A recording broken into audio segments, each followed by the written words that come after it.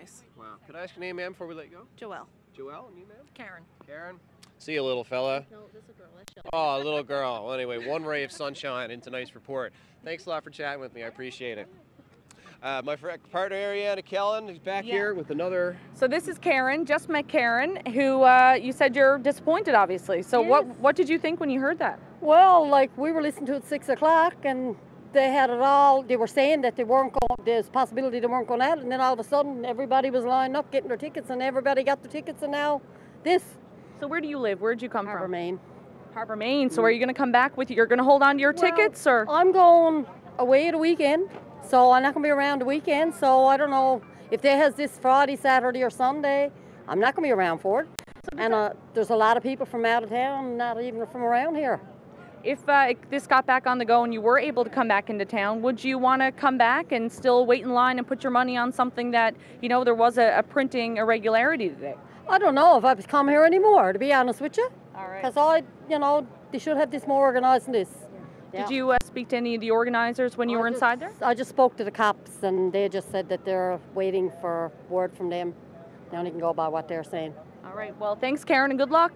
Okay. All right. Thank you. If you're just joining us right now, we are outside St. Kevin's Parish in the Goulds, where a huge development happened in Chase the Ace. So, of course, thousands of people likely came out here for a chance to win over $1 million at the Chase the Ace jackpot, and we know now that that's not what's going to happen today. And some of those people, like our next guest, were here at 6 in the morning. Oh, I was here at 5:30. You and I spoke earlier because you were one of the very first people in line. Absolutely was. What do you make of what just transpired? Well, I'm not sure.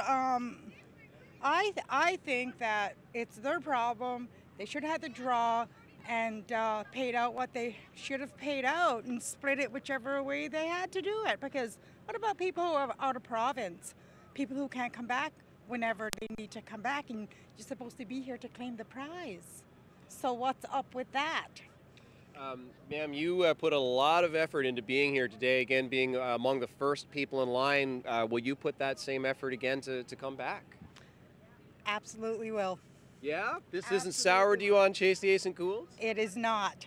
I'm all good with it. I'm not sure what to do with the tickets that I have already bought.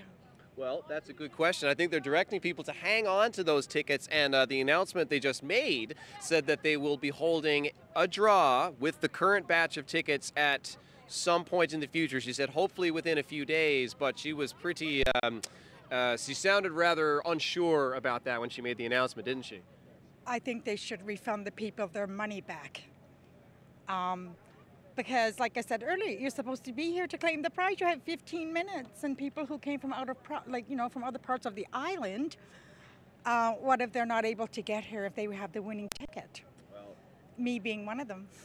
Just before we let you go, I know, like you said, it's a very frustrating day for people like you who waited here, traveled to be here. Do you have sympathy for the organizers and the position that they just found themselves in tonight? A little bit. I'm sure that they're frustrated, I guess, is one word. I don't know. It's all new to them as well. It's all new to them as well. I don't think it's something that they plan to do. And, you know, things happen to the best of us. Sure. Could you introduce yourself again, ma'am, before we let you go? I'm Susan Dorian. I live in Mobile. Well, Susan, drive safe on your way home tonight. Thank you kindly. Thank you for coming back to us. We appreciate it.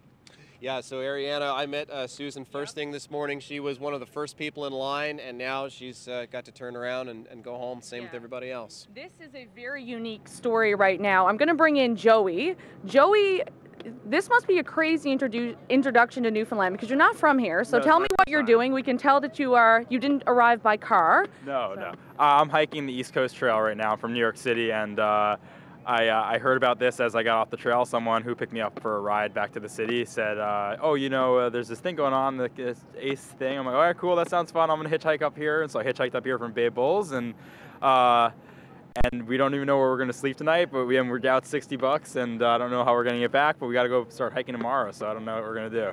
So it's likely $60 down the toilet for you guys. I mean, hopefully not, but we'll see what happens. As an outsider coming here, thinking that you were coming to a fundraiser, What were you thinking as this transpired tonight? Oh, I don't know.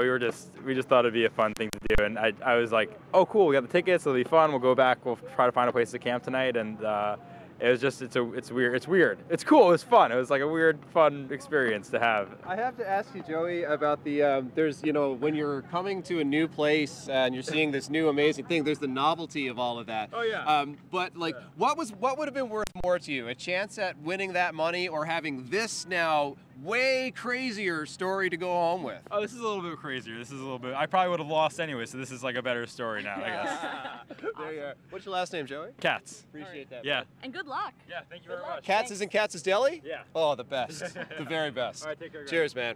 All right, so if you are just joining us on Facebook Live, you've missed kind of the drama of it all, but Zach, do a recap. Well, I mean, it's hard to know where to begin. This started as the Chase the Ace Day we were all anticipating, with a crowd of thousands, prize of over $1 million. But then about 2 hours before go time, word began to circulate that a number of misprinted tickets had been identified. Right. Again, tickets that contained a duplicate number. Each ticket has 3 numbers on it generally, and there were 4 tickets that had been identified that contained at least 1 number common on all 4 tickets. But that didn't end there. So Service Newfoundland Labrador, they sent in their auditors. They were taking a look at how everything was going, and then we get a call to our newsroom from another man who says, not so fast, I also have 3 duplicate tickets with different numbers than the other person's tickets. And Zach, we're also seeing on Twitter, and of course not verified right now, but that they also have duplicated tickets. So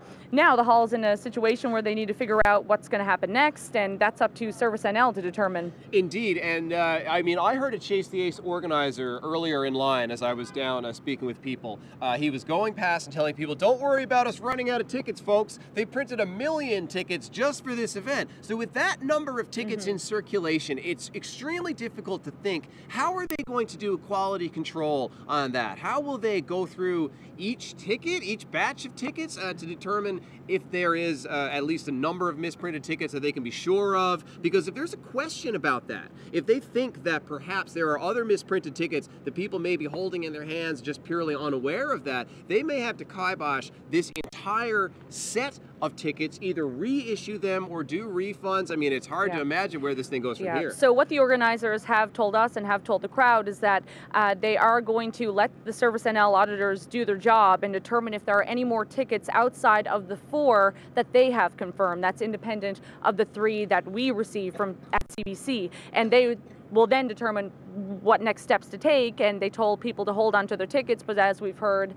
some people are hiking the East Coast Trail, they're going back to Harbor, Maine, so we have to see what's going to happen next. But of course, this is a charity fundraiser, and they've been doing great work, and they were working really hard, a lot of volunteers, so definitely not ideal by any means. No, goodness no, and you have to feel bad for the organizers of this event who, again, seemingly through no fault of their own, because obviously they don't in-house print 1 million tickets, they've wound up with this situation. Those people signed up to do what they thought would be a small church lottery over a year ago. Now they find themselves essentially organizing a large summer festival every single week. It's a lot. Everybody knows it's a lot, and now, again, it's a lot when it's running smoothly. Now that things have taken this incredible turn, those people will be under just incredible pressure. We were, as you were seeing earlier, chatting with folks. Now, guess what? They've made a rather orderly departure. But I think as a final note on this, we should point out just how peacefully and calmly people departed the scene when this news broke. Yeah, we did have a lot of police cars here, a lot of people from traffic services here, ensuring that people got out safely. It was very peaceful, very quiet, Yeah, despite the number of very disappointed, angry people even, I think the people here, from the organizers to the police officers, and especially the attendees, ought to be commended for, again, having a very tense situation, at least unfold, again, in the manner in which you can see here, at least right now anyway, things have gone smoothly as far as that could go. So we do have our story up on our website, cbc.ca/NL, and when we do get more information from Service NL and from the organizers, we'll be sure to update it there. But for now, we're going to say goodbye because everyone else is gone. So thanks. Take care.